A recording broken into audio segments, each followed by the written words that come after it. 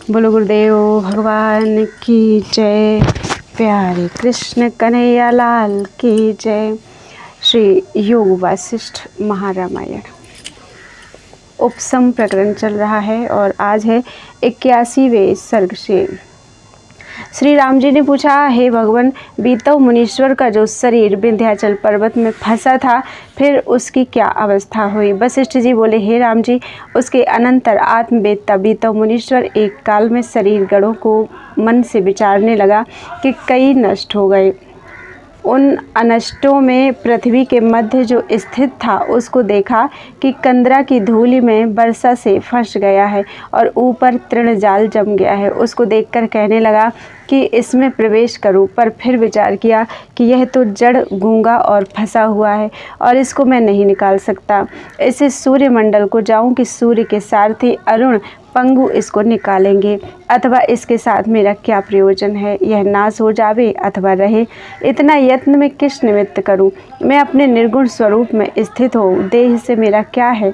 इस प्रकार विचार बीतव तूष्णीम हो गया और एक क्षण के अनंतर फिर चिंतन करने लगा कि पृथ्वी में ना कुछ त्यागने योग्य है और ना कुछ ग्रहण करने योग्य है।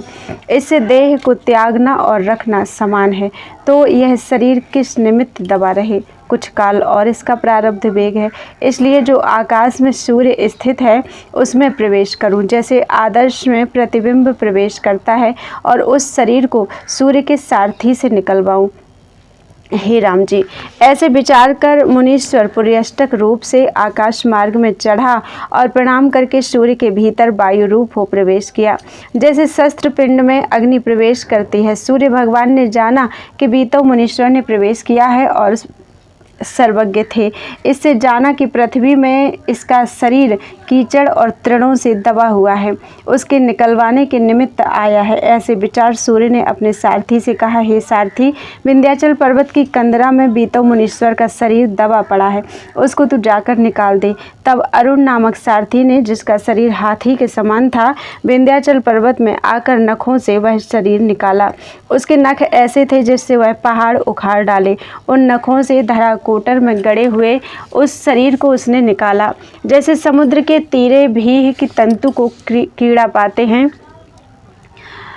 तैसे ही पर्वत की कंदरा से उस शरीर को निकाल डाला। तब मुनीश्वर ने पुरष्टका से उस शरीर में प्रवेश किया, जैसे पक्षी आकाश मार्ग से उड़ता उड़ता आलय में आकर प्रवेश करे।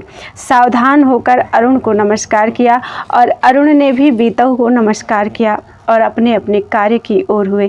अरुण तो आकाश मार्ग को गया और मुनीश्वर का शरीर कीचड़ से भरा हुआ था, इससे उसने तालाब पर जाकर डुबकी मारी और जैसे हाथी मल धोता है तैसे ही स्नान करके संध्यादिक कर्म किए और सूर्य भगवान का पूजन किया। जैसे प्रथम तप से शरीर शोभता था तैसे ही भूषित किया और मैत्री, समता, सत, मुदिता आदि गुणों से संपन्न होकर ब्रह्म लक्ष्मी से सुशोभित हुआ और सबके अंग से रहित भी रहा। इन गुणों को भी स्वरूप में स्पर्श ना करे और आपको शुद्ध स्वरूप जाने। बोलो वृंदावन बिहारी लाल की जय। इति श्री योग वासिष्ठे उपसम प्रकरणे बीतव समाधि योगोपदेशो नाम 81तमः सर्गः। वशिष्ठ जी बोले, हे राम जी, इस प्रकार जब कुछ दिन व्यतीत हुए तब समाधि के निमित्त मुनीश्वर का मन उदय हुआ और विंध्याचल पर्वत की कंदरा में जा बैठा। पूर्व जो विचार अभ्यास किया था और परावर परमात्मा दृष्टि हुई थी, उससे फिर चित्त को कहा कि हे चित्त और इंद्रियों, मैंने तुम्हारा पूर्व प्रहार कर छोड़ा है। अब तुम्हारे अचित्त में अर्थ अनर्थ कोई नहीं, क्योंकि अस्ति नास्ति कलना मेरी नष्ट हुई है। अस्ति नास्ति के पीछे जो शेष रहता है उसमें स्थित हूँ। जैसे पहाड़ का श्रृंग अचल होता है तैसे ही अचल हूँ। सदा उदय रूप आत्मा की नाई स्थित हूँ और सदा ज्ञान स्वरूप प्रकाशवान हूँ। असत की नाई इस प्रकार की सदा अक्रिय रूप हूँ और असत रूप उदय की नाई स्थित हूँ। असत इस प्रकार से मन इंद्रियों का विषय नहीं और उदय की नाई इस कारण से कि सबका साक्षी भूत हूँ। और सदा समरस प्रकाश रूप अपने आप में स्थित हूँ। प्रबुद्ध और सुसुप्ति विषय स्थित हूँ। प्रबुद्ध इस कारण कि जो इंद्रियों के विषय की उपलब्धि करता हूँ, और सुसुप्ति इस कारण कि हर्ष शोक इष्ट अनिष्ट से रहित और जगत की ओर से सुषुप्तिबद्ध समाधि में स्थित हूँ और स्वरूप में जागृत हुआ तुरीय पद आत्म तत्व में स्थित हूँ। जैसे किसी स्थान में खंभ स्थित होता है, तैसे ही स्थित रूप नित्य शुद्ध समान सत्ता जो आत्म पद है, वहाँ मैं निरामय स्थित हूँ। हे राम जी, इस प्रकार ध्यान करता हुआ वह मुनीश्वर ध्यान में लगा और 6 दिन तक ध्यान में रहा, और फिर जब जगा तो उस काल को क्षण के समान जाना, जैसे सोया हुआ क्षण में जागे। इसी प्रकार बीतव शुद्ध पद को प्राप्त हुआ और जीवन मुक्त होकर चिरकाल पर्यंत विचरता रहा। न कोई वस्तु उसे हर्ष दे और ना शोक दे, चलता हुआ भी स्थित रहे और इंद्रियों का व्यवहार करता भी इष्ट अनिष्ट की प्राप्ति में सम रहे। कदाचित किसी से चलायमान ना हो, वह चलता बैठता मन और इंद्रियों से कहे, हे इंद्रियों मरो, हे मन अब तू समवान हुआ है और आत्मा को पाकर अब देख तुझको क्या सुख है। जिस सुख के पाए से और पाने योग्य कुछ नहीं रहता, वह निरोग सुख है। ऐसा जो परम शांत रूप अचल सुख है, उसका आश्रय करके चंचलता को त्याग। और हे इंद्रियों, तुम्हारा वास्तव में कुछ स्वरूप नहीं और आत्मपद में तुम दृष्टि नहीं आती। अपने स्वरूप के जाने बिना तुम मुझको दुख देती थी, अब मैं अपने स्वरूप को प्राप्त हुआ हूँ और अब तुम मुझे वश नहीं कर सकती, क्योंकि तुम अवस्तु रूप हो। आत्मा के प्रमाद से तुम्हारा भान होता है। जैसे रस्सी में सर्प भासता है, तैसे ही आत्मा में जो अनात्म भावना और अनात्मा में आत्म भावना होती है, सो अविचार से होती है और विचार किए से नहीं होती। अब विचार करके यह भ्रम निवृत्त हुआ है। तुम इंद्रिय गण और हो, अहंकार और है, ब्रह्म और कर्तृत्व और है, भोक्तृत्व और है, और का दुख आप में मानना यही मूर्खता है। जैसे वन की लकड़ी और है, बांस और है, चर्म और है जिससे रथ बनता है, और लोहा पीतल और कड़े जिनसे रथ जड़ा जाता है, सो सब अलग अलग हैं। और बैल जो रथ को चलाता है सो भी जुदा है। इन सब से रथ बनता है, और जैसे ग्रह का आकार होता है तैसे रथ है। उसमें बैठने वाला पुरुष भी और होता है, और रथ की सामग्री परस्पर भिन्न भिन्न होती है। तो यदि उसमें बैठने वाला कहे कि मैं रथ हूँ तो नहीं बनता। तैसे ही शरीर रूपी रथ अज्ञान से मिला है। इंद्रियां और हैं और मनादिक और हैं, उसमें पुरुष है सो जीव है। यदि जीव कहे कि मैं शरीर हूँ तो बड़ी मूर्खता है। उस शरीर के सुख दुख मूर्खता से आपको मानता है। जो विचार करके देखो तो राग द्वेष के क्षोभ से मुक्त हो। मैंने अविचार को दूर से त्यागा है और स्वरूप की स्मृति स्पष्ट की है कि आत्म तत्व सत है, उसी को मैंने सत जाना है, और अनात्मा असत है, उसको असत जाना है। जो सत है वह स्थित है, जो असत है वह क्षीण हो जाता है। हे राम जी, इस प्रकार बीतव मुनि विचार करके जीवन मुक्त हुआ और अपने स्वरूप में बहुत वर्षों को व्यतीत किया। निर्भय पद में चित्तादिक भ्रम सब नष्ट हो जाते हैं। ऐसे शुद्ध पद को प्राप्त हुआ, वह यथाभूतार्थ आत्म ध्यान में स्थित हुआ और ग्रहण और त्याग की कुछ भावना ना रही। परिपूर्ण आत्म पद को प्राप्त हुआ। अगस्त्य मुनि का पुत्र बीतव मुनि उस पद को पाकर निर्वासनिक हुआ। फिर जिस काल में और जिस प्रकार से वह विदेह मुक्त हुआ वह भी सुनो। 20,000 और 700 वर्ष वह जीवन मुक्त रहकर फिर विदेह मुक्त हुआ। जो इच्छा अनिच्छा से रहित पद है और जन्म मरण का जिसमें अंत है, उस राग द्वेष से रहित पद को प्राप्त हुआ। हे राम जी, फिर उसने हिमालय पर्वत की कंदरा में प्रवेश किया और पद्मासन बांध हाथ जोड़कर कहा, हे राग राग, तुम निरागता और निर्द्वेषता को प्राप्त हो। तुम्हारे साथ मैंने चिर पर्यंत विवेक से रहित क्रीड़ा की है। अब तुम जाओ, मेरा तुमको नमस्कार है। हे भोग, तुम्हारी लालसा से मुझको परम पद का विस्मरण हो गया था। जैसे माता सुख के निमित्त पुत्र की लालसा करती है, तैसे ही मैं सुख जानकर तुम्हारी लालसा करता था। अब तुम जाओ, तुमको मेरा नमस्कार है। अब मैं निर्वाण पद को प्राप्त होता हूँ। हे दुख तुमको भी नमस्कार है। तेरे उपदेश से मैं आत्मपद को प्राप्त हुआ हूँ, क्योंकि मैं सदा भोग और सुख चाहता था, और जब सुख प्राप्त होता था तब तुझको भी साथ ले आता था। सुख से तेरी उत्पत्ति होती है, सुख की लालसा में तो मैं अनेक जन्म दुख पाता रहा, पर जब सुख आवे तब तुझको भी साथ ले आवे। तुझको देखकर मुझको आत्मपद की इच्छा उपजी, और तेरे प्रसाद से मैं शीतल पद को प्राप्त हुआ हूँ। हे दुख, तू तो दुख था, परंतु मुझको आत्मपद प्राप्त किया, इससे तेरा कल्याण हो, तू अब जा। हे मित्र, संसार में जीना आसार है, जिसका संयोग होता है उसका वियोग भी होता है। तूने मेरे साथ बड़ा उपकार किया कि अपना नाश किया और मुझको सुख प्राप्त किया, क्योंकि जब तू मुझको प्राप्त नहीं था तो मैं आत्मपद के निमित्त कब यत्न करता था। तूने अपना नाश करना माना, परंतु मुझको सुख प्राप्त किया। हे मित्र, तू बांधवों की नाई चिरकाल पर्यंत मेरे साथ रहा और कदाचित मुझसे दूर ना हुआ। मैंने तेरा नाश नहीं किया, पर तूने अपना नाश आप ही किया है। तू मुझको जब प्राप्त हुआ था तब मुझको विवेक उत्पन्न हुआ, उस विवेक ने तेरा नाश किया है। इससे हे दुख, तुझको मेरा नमस्कार है, और हे माता तृष्णा, तुझको भी नमस्कार है। तू सदा मेरे साथ रही है और कदाचित त्याग नहीं किया। जैसे अपने बालक का त्याग माता नहीं करती, तैसे ही हे तृष्णे, तूने मेरा त्याग नहीं किया। अब तू जा। हे कामदेव, तुझने आप ही विपर्य होकर अपना नाश किया। जब तू बहिर्मुख था तब जीता था, और जब अंतर्मुख हुआ तब तू मिट गया। तुझको नमस्कार है। हे शुक्रतो, तुमको नमस्कार है। तुमने भी बड़ा उपकार किया कि नरकों से निकालकर स्वर्गों में डाला, परंतु अंत में सबका वियोग होना है, इससे तुम भी जाओ। हे दुष्कृतो, तुम भी जाओ। विकर्म रूपी तुम्हारा क्षेत्र है और युवा अवस्था बीज है, उससे दुख फल होता है। तुम्हारे साथ भी संयोग हुआ था, इससे तुमको भी नमस्कार है, तुम भी जाओ। हे मोह, तुमको भी नमस्कार है। तुझसे मैं चिरकाल से बंधा था और नाना प्रकार के स्थानों को प्राप्त होता था, और तू भय दिखाता था, उससे मैं भय पाता था, इससे तुझको नमस्कार है, अब तू जा। हे गिरिकंदरा, तुझको भी नमस्कार है। तुम में मैंने चिरकाल तप किया है। हे बुद्धि, हे विवेक, तुमको भी नमस्कार है। तुमने मेरे साथ उपकार किया है कि संसार बंधन से मुक्त किया। तुम भी जाओ। दंड और तुम्बा, तुमको भी नमस्कार है, तुम भी जाओ। बहुत काल तुम भी मेरे संबंधी रहे हो। हे देह, रक्त मांस का पिंजर होकर तू मेरे साथ बहुत काल रही है और तूने उपकार किया है। विवेक उपजाने का स्थान तू ही है। तेरे संयोग से मैंने परम पद पाया है। तू भी अब जा, तुझको नमस्कार है। हे संसार के व्यवहारों, तुमको भी नमस्कार है। तुम्हारे में मैंने बहुत क्रिया की है। ऐसा पदार्थ जगत में कोई नहीं जिससे मैंने व्यवहार ना किया हो, ऐसा कर्म कोई नहीं जो मैंने ना किया हो, और ऐसा देश कोई नहीं जो देखा ना हो। अब सबको नमस्कार है। हे इंद्रियों, प्राण और मनादिक, तुमको नमस्कार है। तुम्हारा हमारा चिरकाल संयोग था, अब वियोग हुआ, क्योंकि जिसका संयोग होता है उसका वियोग भी होता है, इससे तुम्हारा हमारा भी वियोग होता है।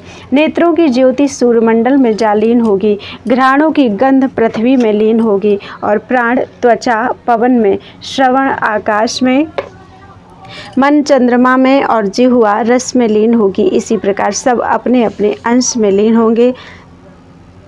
जैसे लकड़ियों के जले से अग्नि शांत हो जाती है, शरत काल में मेघ शांत हो जाता है, तेल से रहित दीपक निर्वाण हो जाता है, और सूर्य के अस्त हुए प्रकाश शांत हो जाता है, तैसे ही मनादिक शांत हो जावेंगे। हे राम जी, ऐसा विचार करते करते उसका मन सर्व कार्य से रहित हो प्रणव के ध्यान में जा लगा, और सर्व दृश्य से शांत और मोह रूपी मल को त्याग कर प्रणव के विचार में लगा। इति श्री योग वासिष्ठे उपसंप्रकरणे 82तमः सर्गः। बोलो वृंदावन बिहारी लाल की जय।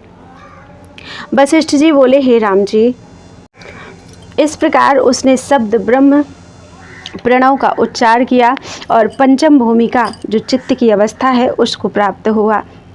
भीतर बाहर के स्थूल सूक्ष्म पदार्थों और त्रिलोकी के सब संकल्पों को त्याग कर वह अक्षोभ रूप स्थित हुआ।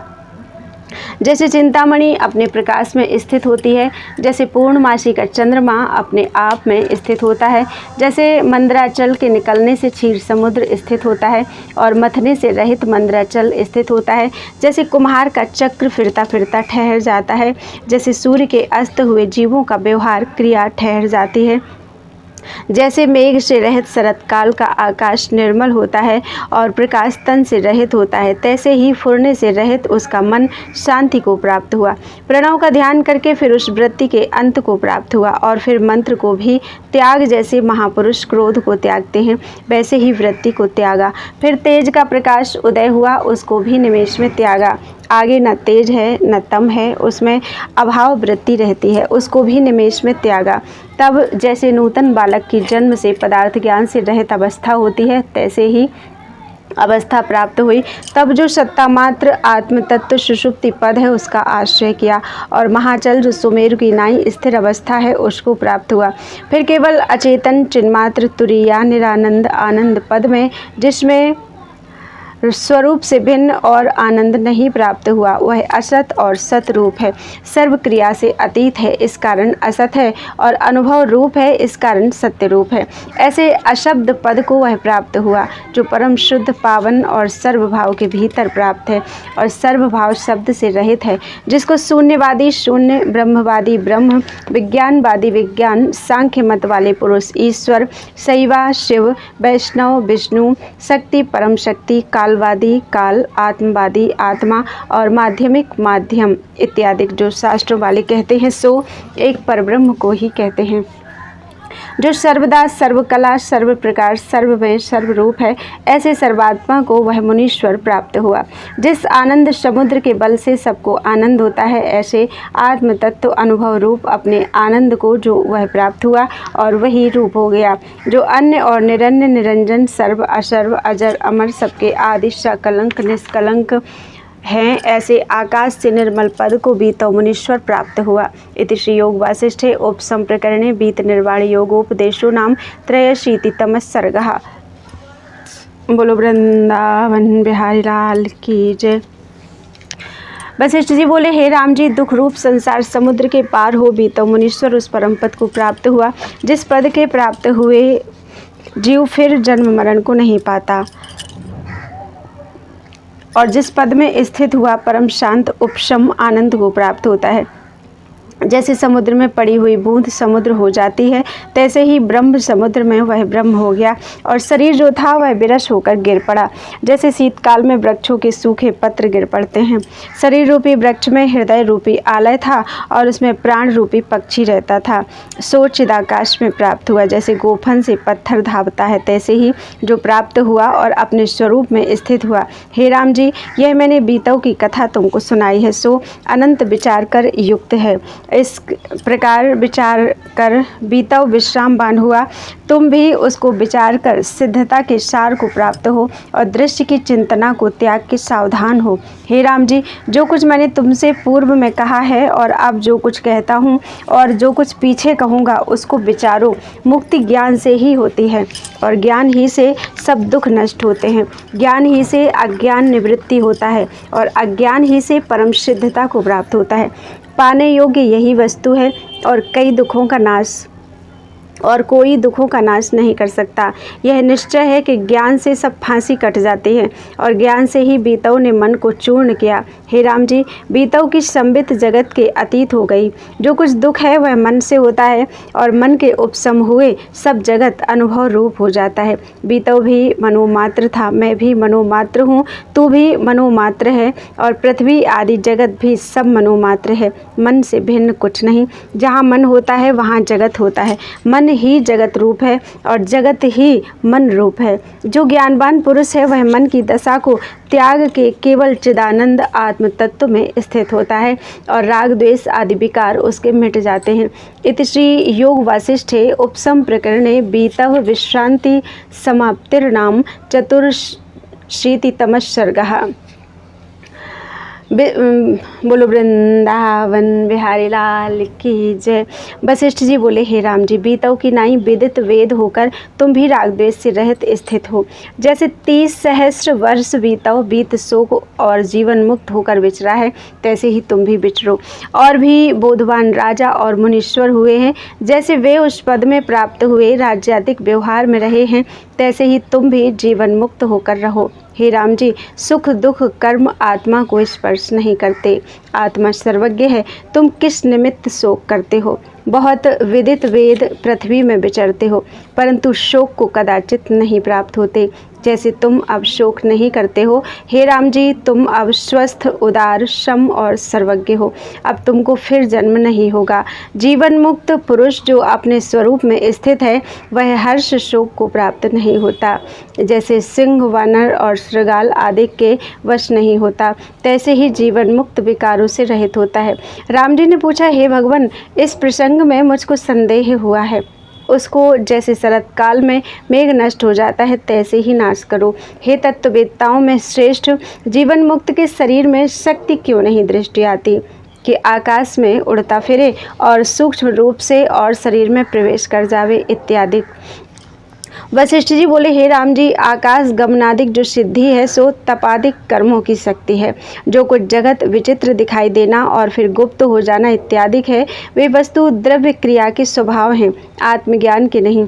हे राम जी, कोई द्रव्य क्रिया और काल को यथाक्रम साधता है, उसको ही शक्ति प्राप्त होती है, और ज्ञानी या साधे अथवा अज्ञानी साधे, उसको शक्ति प्राप्त होती है, परंतु वह शक्ति आत्मज्ञान का फल नहीं।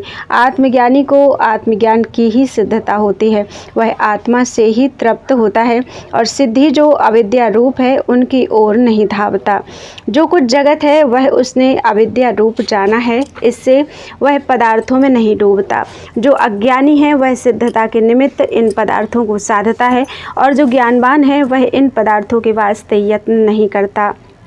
यत्न करने से ज्ञानी हो अथवा अज्ञानी हो, इंद्रादिकों को ऐश्वर्य पाता है और इंद्रादिकों के ऐश्वर्य को पाता है, और वह ज्ञान की शक्ति नहीं, द्रव्य आदि की शक्ति है, सो अविद्या रूप है। अज्ञानी इनकी ओर धावते हैं, ज्ञानवान नहीं धावते, क्योंकि वे सबसे अतीत हैं। जिसने सब इच्छा का त्याग किया है और आत्मपद में संतोष पाया है, वह इनकी इच्छा नहीं करते।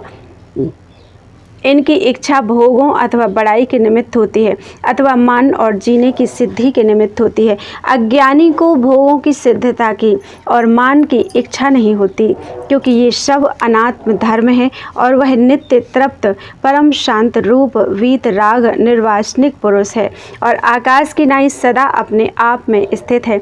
जैसे सुख स्वाभाविक आता है, तैसे ही दुख भी स्वाभाविक आता है। शरीर के सुख दुख की अवस्था में वह चलायमान नहीं होता, नित्य तृप्त और असंग होता है, और जीवन मरण की वृत्ति उसको नहीं फुरती। सब में सम रहता है। जैसे समुद्र में नदियाँ प्रवेश करती हैं और समुद्र अपनी मर्यादा में स्थित रहता है, तैसे ही ज्ञानवान को क्षोभ नहीं प्राप्त होता। हे राम जी, जो कुछ ज्ञानवान को प्राप्त होता है उसे वह आत्मा में अर्चन करता है। उसको करने में कुछ अर्थ नहीं और ना करने में कुछ प्रत्यवाय है। उसको किसी का आश्रय नहीं, सदा अपने स्वरूप में स्थित है, और यह मंत्र सिद्धि काल कर्म से होता है। एक योग क्रिया ऐसी है कि उसके साधने से उड़ने की शक्ति हो आती है, एक मंत्रों से शक्ति होती है, और एक गुटका मुख में रखने से उड़ने इत्यादि की शक्ति होती है। शक्ति की नीति प्रथम ही हो रहती है, उससे अन्यथा नहीं होती। हे राम जी, जैसी शक्ति जिस साधन से नियत हुई है, उसको सदाशिव भी अन्यथा नहीं कर सकते, क्योंकि वह स्वाभाविक स्वतः सिद्ध है। जैसे चंद्रमा में शीतलता और अग्नि में उष्णता है इत्यादि आदि नीति है, उसको कोई दूर नहीं कर सकता। और सर्वज्ञ जो विष्णु भगवान हैं, वे भी अन्यथा नहीं कर सकते। हे राम जी, जिस द्रव्य में मारने की सत्ता है वह मारता है, और मध्य में मत्त करने की शक्ति है, तैसे ही द्रव्य योग काल आदि में सिद्धता शक्ति नियत हुई है। जैसे एक औषध में क्लेश करने की शक्ति है, तो उसके खाने से क्लेश होता है, तैसे ही इनमें अपनी अपनी शक्ति है। जो इनको साधता है उसको ये प्राप्त होती हैं। आत्मज्ञानी जो उसको साधन करे तो वह कर्ता में भी अकर्ता है। आत्मज्ञान के पाने में सिद्धि कुछ उपकार नहीं कर सकती, परंतु जो इनकी वांछा करे तो यत्न करके पाता है, यत्न बिना नहीं पाता। आत्मज्ञानी को इच्छा भी नहीं होती, क्योंकि आत्मलाभ से उसकी सब इच्छाएं शांत हो जाती हैं। हे राम जी, जितने लाभ हैं उनसे परम उत्तम आत्मलाभ है। आत्मा को पाकर फिर किसी की इच्छा नहीं होती। जैसे अमृत के पान किए और जल की इच्छा नहीं होती, तैसे ही आत्मा के लाभ से और इच्छा नहीं होती। ऐसा आत्मलाभ जिसने पाया है उसको इन सिद्धियों की इच्छा कैसे हो। जैसी जैसी किसी की इच्छा होती है उसको तैसा ही प्राप्त होता है। ज्ञानी हो अथवा ज्ञान से रहित हो, इच्छा और प्रयत्न के अनुसार ही प्राप्त होती है। यह जो बीतव था उसकी इच्छा कुछ नहीं थी, और प्रथम जो सूर्य के पास जाने की शक्ति दृष्ट आई थी सो क्रिया के साधने से थी। पीछे जब ज्ञान उपजा तब इच्छा कुछ नहीं रही। हे राम जी, जो कुछ किसी को फल प्राप्त होता है सो अपने प्रयत्न से प्राप्त होता है। जो ज्ञानवान है वह सदा तृप्त रहता है, उसको इष्ट अनिष्ट की इच्छा कुछ नहीं फुरती। फिर राम जी ने पूछा, हे भगवान, 300 वर्ष बीतव मुनीश्वर समाधि में रहा तो उसका शरीर पृथ्वी में पृथ्वी क्यों नहीं हो गया, और सिंह, भेड़िए, सियार आदि उसको क्यों नहीं भोजन कर गए। पीछे विदेह मुक्त हुआ, प्रथम क्यों न हुआ।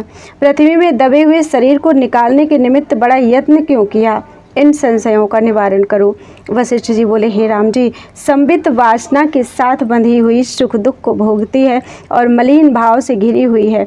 जो वासना से रहित शुद्ध क्षमता रूप है और जो सुख दुख के भोग से रहित है और किसी कारण छेदी नहीं जाती। हे राम जी, जिस जिस पदार्थ में चित्त लगता है वही वही पदार्थ स्वरूप में भासते हैं। यह पदार्थ की शक्ति है, जैसी पदार्थों में शक्ति होती है तैसी ही भासती है। इस कारण बहुत वर्ष व्यतीत होते हैं तो भी समाधि के बल से उसका शरीर ज्यों का त्यों रहता है, क्योंकि चित्त जिस पदार्थ में लगता है उसका रूप हो जाता है। जैसे मित्र को मित्र भाव से देखता है तो स्वाभाविक ही प्रसन्न होता है, और शत्रु को देखकर चित्त में स्वाभाविक ही अप्रसन्नता फुराती है। मीठी वस्तु को देखकर चित्त स्वाभाविक ही लोलुप हो जाता है और कटुक में विरसता को प्राप्त होता है। मार्ग चलने वाले का चित्त मार्ग के पर्वत और वृक्षों के राग से बंधायमान नहीं होता। चंद्रमा के निकट गए से शीतलता होती है और सूर्य के निकट उष्णता प्राप्त होती है। सो पदार्थ की शक्ति है। जिस पदार्थ के साथ वृत्ति का स्पर्श होता है उसका स्वाभाविक आरंभ सफल होता है। तैसे ही योगी जब देह और इंद्रियों की वासना और ममत्व भाव को त्याग करके समभाव में प्राप्त होता है तब उसको समभाव का अनुभव होता है, अर्थात सब में एक ही भासता है। इस कारण शरीर को सिंहादिक कोई भोजन नहीं कर सकते, और जो जीव उसके घात करने को आते हैं वे हिंसा भाव को त्याग के अहिंसक हो जाते हैं। बीतव का शरीर जो छेद को ना प्राप्त हुआ और ना पृथ्वी में पृथ्वी हो गया, उसका यह कारण है कि सर्वत्र क्षमता आकाश एक ही स्थित है, और काष्ठ, लोष्ठ, पत्थर, ब्रह्मादि तृण पर्यंत सब में एक अनुस्यूत है। जहाँ पुर्यष्टका होती है वहाँ भासता है, और जहाँ पुर्यष्टका नहीं होती वहाँ नहीं भासता। जैसे सूर्य का प्रतिबिंब सब ठौर में पूर्ण है, परंतु जहाँ स्वच्छ ठौर, दर्पण, जल आदि होते हैं वहाँ भासता है, और जहाँ उज्ज्वल ठौर नहीं होता वहाँ प्रतिबिंब नहीं भासता। तैसे ही जहाँ पुर्यष्टका है वहाँ संबित भासती है, अन्यथा नहीं भासती। इस कारण बीतव की संबित जो संभाव में स्थित है उसको किसी तत्व और जीव का क्षोभ नहीं होता। पंच तत्वों का क्षोभ तब होता है जब प्राण फुरते हैं, और जब प्राण फुरने से रहित होते हैं तब तत्वों का क्षोभ नहीं होता। बीतव की प्राणों के भीतर और बाहर की स्पंद कला शांत हो गई थी, और प्राण और चित्त कला दोनों फुरने से रहित थी। इससे उसका हृदय भी क्षोभित ना हुआ। हे राम जी, देह रूपी ग्रह में जब चित्त और वायु का स्पंद शांत हो जाता है तब शरीर नष्ट हो जाता है और सब सुमेरु की नाई स्थित हो जाता है। तब किसी की सामर्थ्य नहीं होती कि इसको क्षोभ करे और नाश करे। योगेश्वर का चित्त और प्राण निष्पंद हो जाते हैं, वह इनको वश करके लगाता है। तब उसको न तत्वों का क्षोभ होता है, न पित्त कफ का क्षोभ होता है, और न और कुछ क्षोभ होता है। इस कारण योगी का शरीर सहस्र वर्ष पर्यंत भी ज्यों का त्यों रहता है। नष्ट नहीं होता। जैसे वज्र को कोई चूर्ण नहीं कर सकता, तैसे ही उसके शरीर को कोई नष्ट नहीं कर सकता। सबकी शक्ति उस पर कुंठित हो जाती है। इस कारण बीतव का शरीर ज्यों का त्यों रहा। पहले वह विदेही मुक्त क्यों नहीं हुआ, सो भी सुनो। हे राम जी, जो तत्वज्ञ और विदित वेद वीतराग महाबुद्धिमान हैं, जिनकी अभिमान रूपी गांठी टूट पड़ी है, वे पुरुष स्वतंत्र स्थित होते हैं। उनका ना कोई प्रारब्ध कर्म है, न संचित कर्म है और न वर्तमान का कर्म है। तत्ववेत्ता सबसे मुक्त, स्वतंत्र और स्वेच्छित विचरता है और जैसी इच्छा करे तैसी शीघ्र ही होती है। हे राम जी, बीतव को जब अकस्मात से जीने का स्पंद फुराया, तब यह कुछ काल जीता रहा और जब उसकी संबित में विदेह मुक्त होने का स्पंद फुरा, तब विदेह मुक्त हो गया। ज्ञानवानों की स्थिति स्वाभाविक स्वतंत्र होती है। जिसकी वे वांछा करते हैं सो तत्काल ही हो जाता है और मन आत्मपद में स्थित होता है। उनको कुछ कृत और कर्तव्य नहीं। इति श्री योग वासिष्ठे उपसम प्रकरणे सिद्धि लाभ विचारो नाम 85तमः सर्गः। बोलो वृंदावन बिहारी लाल की जय। राम जी ने पूछा, हे भगवान, आपने कहा कि जब विचार से बीतव का चित्त शांत हो गया तब उसको मैत्री करुणादिक गुण प्राप्त हुए, परंतु जब विवेक से उसका चित्त नष्ट हो गया तो फिर मैत्री आदिक गुण कहाँ आन प्राप्त हुए। वशिष्ठ जी बोले, हे राम जी, चित्त का नाश दो प्रकार का है। जीवन मुक्त का चित्त अचित्त रूप हो जाता है और विदेह मुक्त का चित्त स्वरूप से नष्ट हो जाता है।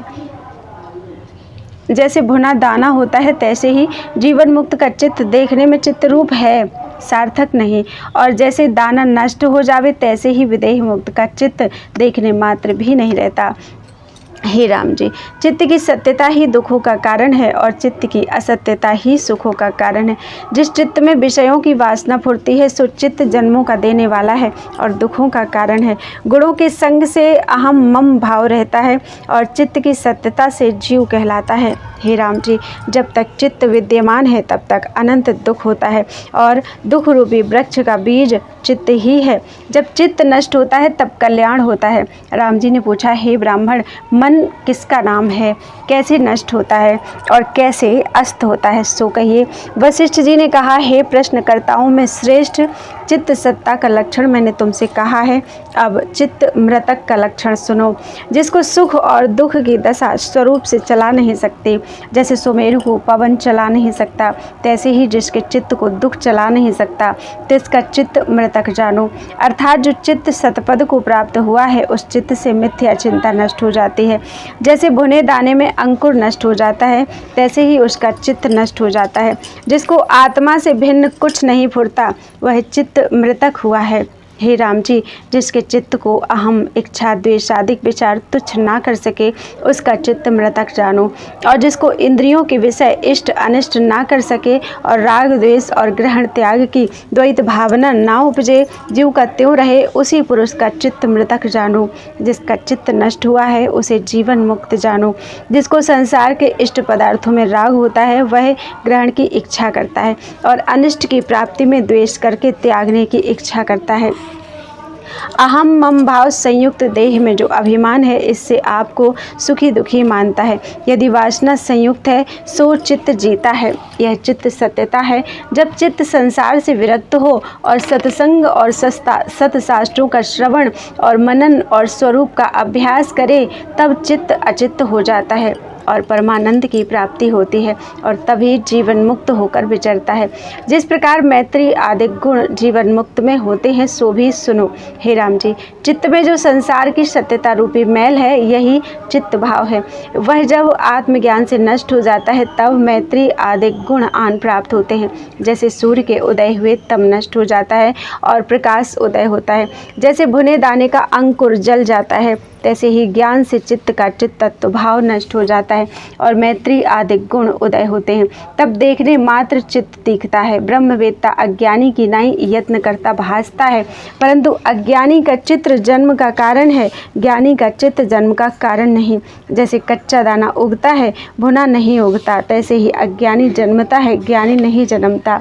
जैसे चंद्रमा राहु से छूटता तब चित्त में मैत्री करुणा आदि गुण उदय होते हैं और जैसे वसंत ऋतु के आए बेलें सब प्रफुल्लित हो जाती हैं, तैसे ही चित्त भाव मिटे से मैत्री आदि गुण स्वाभाविक फुरते हैं। जो विदेह मुक्त होता है उसका चित्त स्वरूप से भी नष्ट हो जाता है और वहाँ गुण कोई नहीं रहता, वह अवस्था और कोई नहीं जानता, विदेह मुक्त ही जानता है। उसमें द्वैत कलना कुछ नहीं फुरती और निर्मल पावन पद है। हे राम जी, जीवन मुक्त का चित्त स्वरूप में अचित्त होकर रहता है और विदेह मुक्त में चित्त स्वरूप से नष्ट हो जाता है। इस कारण जीवन मुक्त में मैत्री आदि गुण पाए जाते हैं। आत्मा जो निर्मल और निष्कलंक है सो चित्त के नष्ट हुए विदेह मुक्त में रहता है। उसमें गुणों की कल्पना कोई नहीं फुरती, वह परम पावन निर्मल पद में स्थित होता है और शांति आदि गुण भी नष्ट हो जाते हैं, क्योंकि चित्त स्वरूप से नष्ट हो जाता है। चित्त के नष्ट हुए चित्त की अवस्था कहाँ रही? तब ना कोई गुण रहता है, ना अवगुण रहता है, ना वह गुणों से उत्पन्न हुआ सार कहता है और ना अवगुणों से उत्पन्न हुआ असार कहता है।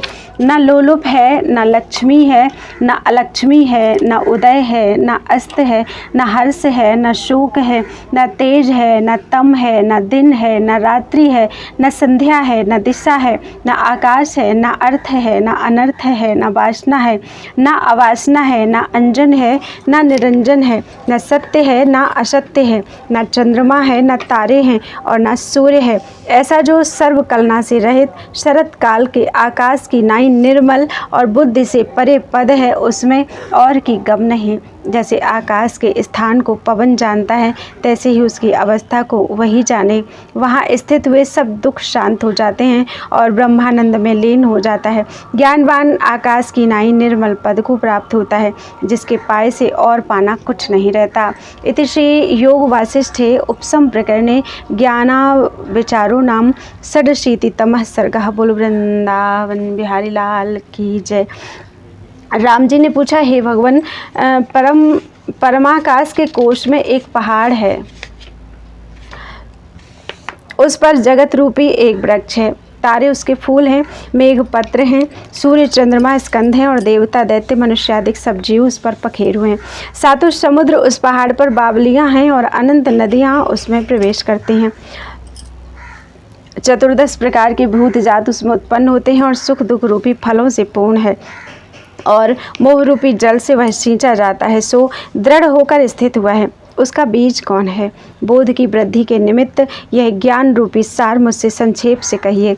वशिष्ठ जी बोले, हे राम जी, इस संसार का बड़ा बीज चित्त अहंता है, जिसके भीतर आरंभ की घनता है। जब शुभ अशुभ का आरंभ शरीर का अंकुर होता है, तब शुभ अशुभ करता है।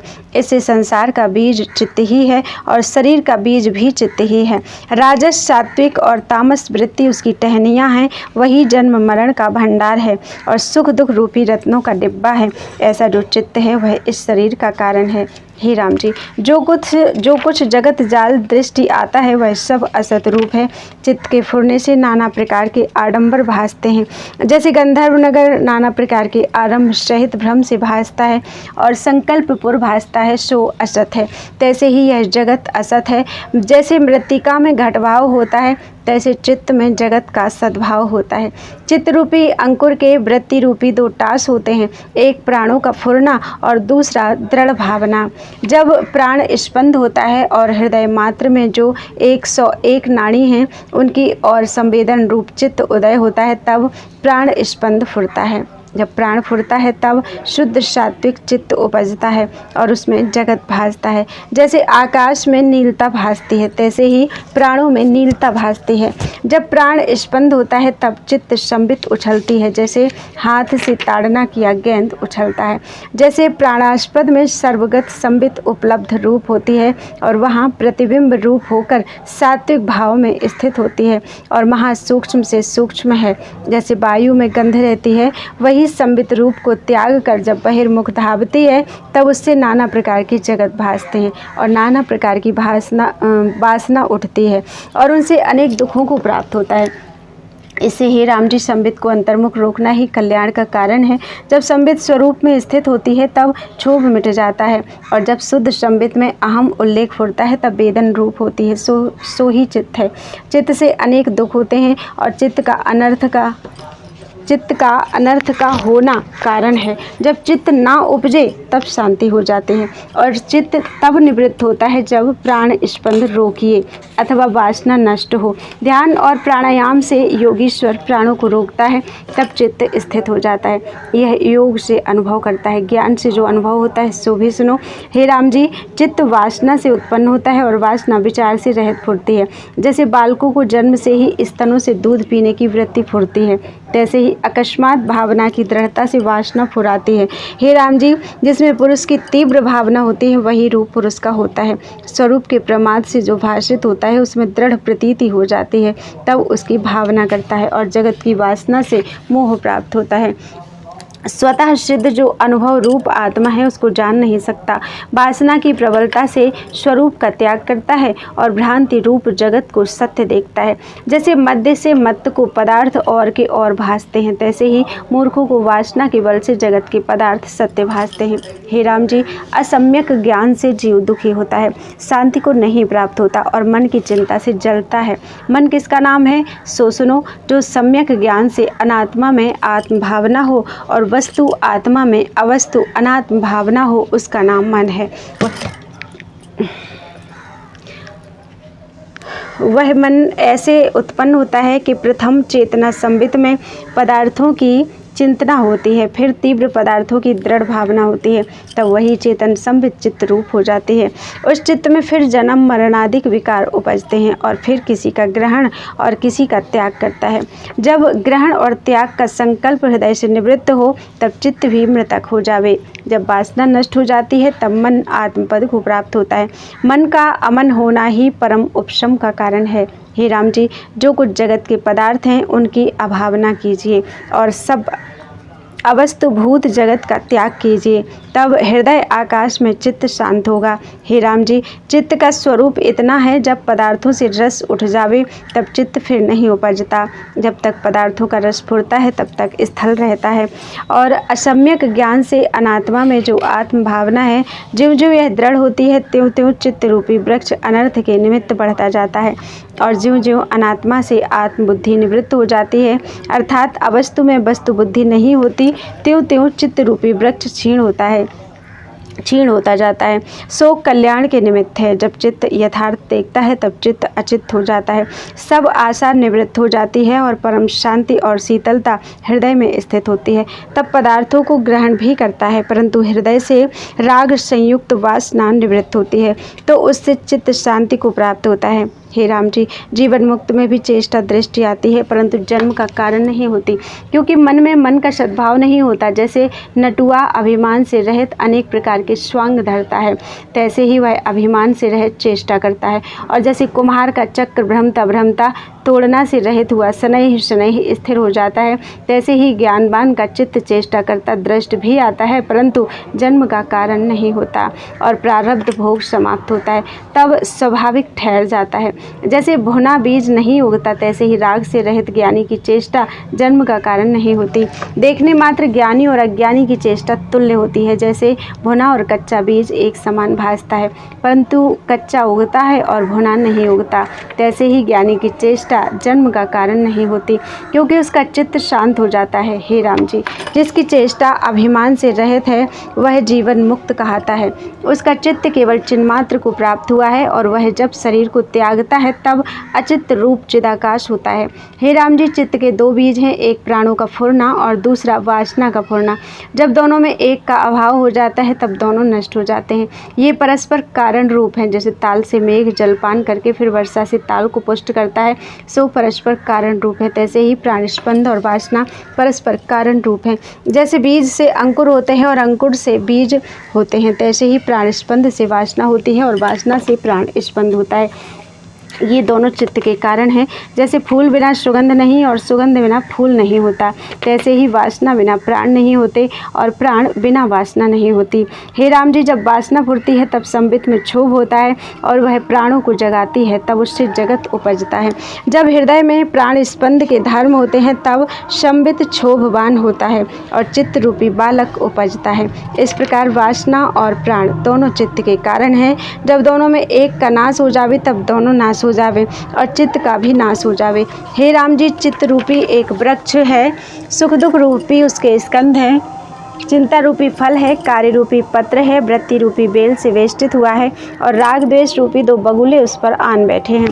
तृष्णा रूपी काली सर्पणी से वेष्टित है और इंद्रियां रूपी पक्षी उस पर आन बैठे हैं। इंद्रादिक रोगों से पुष्ट होता है, इच्छादिक रोगों से पुष्ट होता है और अज्ञान इसका मूल है। जब अवासना रूपी खड्ग से शीघ्र ही काटा जाता है तब संसार की अभावना और स्वरूप की भावना से शीघ्र ही नष्ट हो जाता है। जैसे तीक्ष्ण पवन से एका हुआ फल वृक्ष से शीघ्र ही गिर पड़ता है, तैसे ही आत्मभाव से फल गिर पड़ता है। हे राम जी, चित्त रूपी आंधी ने सब दिशा मलिन करके प्रकाश को घेर लिया है और तृष्णा रूपी तृण उसमें उड़ते हैं। शरीर रूपी स्तंभाकार वायुगोला आंगन अज्ञान रूपी कुंड से उपजा हुआ बड़े क्षोभ को प्राप्त करता है। जब हृदय में प्रकाश हो तब तम को दूर करे और जब स्पंद रोकिए तब धूल शांत हो जाती है। आत्मविचार से जब वासना रहित हो आत्मविचार से जब वासना रहित हो तब शरीर रूपी धुआं शांत हो जावे। हे राम जी, प्राणों को रोकने से शांति होती है और वासना के ना उदय होने से चित्त स्थिर हो जाता है। प्राणस्पंद और वासना का बीज संवेदन है। जब शुद्ध संबित मात्र से संवेदन को त्याग करे तब वासना और प्राण दोनों न फुरें।